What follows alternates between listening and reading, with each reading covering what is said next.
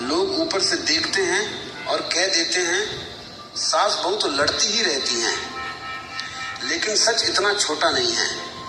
यह झगड़ा सिर्फ रसोई का नहीं होता, सिर्फ काम का नहीं होता, सिर्फ आदतों का नहीं होता। यह झगड़ा कई बार सम्मान, अधिकार, अपनापन, पहचान, नियंत्रण और स्वीकार्यता का होता है।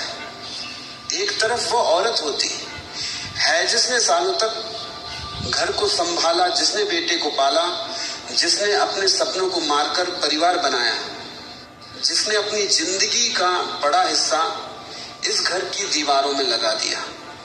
और दूसरी तरफ वो लड़की होती है जो अपने मायके से सब छोड़कर आई होती है, अपने नाम से ज्यादा एक नए रिश्ते की पहचान लेकर, दिल में उम्मीदें, आंखों में डर और मन में ये चाह लेकर कि उसे इस घर में सिर्फ जगह नहीं, अपनापन भी मिले।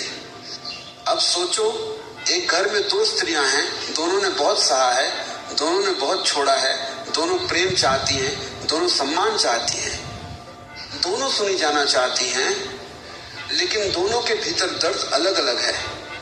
यही दर्द जब भाषा नहीं पाता तो झगड़े में बदल जाता है। सास को लगता है मैंने इस घर को बनाया, मुझे कोई सिखाएगा कैसे चलाना है। बहू को लगता है मैं इस घर की सदस्य हूँ या सिर्फ काम करने आई हूँ। सास सोचती है आजकल की लड़कियां सहना नहीं जानती। बहू सोचती है पुरानी पीढ़ी समझना नहीं जानती। और इसी बीच घर में सबसे बड़ी चीज गायब हो जाती है, संवाद। बहुत बार सास और बहू का झगड़ा उस बात पर नहीं होता जो मुझसे कही जाती है, बल्कि उस बात पर होता है जो दिल में छुपी रह जाती है। जब सास कहती है हमारे समय में ऐसा नहीं होता था, तो कई बार वह सिर्फ तुलना नहीं कर रही होती, वह अपने बीते हुए संघर्ष की मान्यता मांग रही होती है। उसे लगता है कि उसने जो सहा, जो जिया, उसकी कोई कीमत नहीं रही। वह चाहती है कि कोई कहे हाँ आपने बहुत किया है, लेकिन वह ये सीधा नहीं कह पाती। उसकी बात ताना बन जाती है। और जब बहू जवाब देती है हर चीज पुराने तरीके से नहीं चलेगी, तो कई बार वह सिर्फ आधुनिकता नहीं दिखा रही होती, वो अपने अस्तित्व की जगह मांग रही होती है।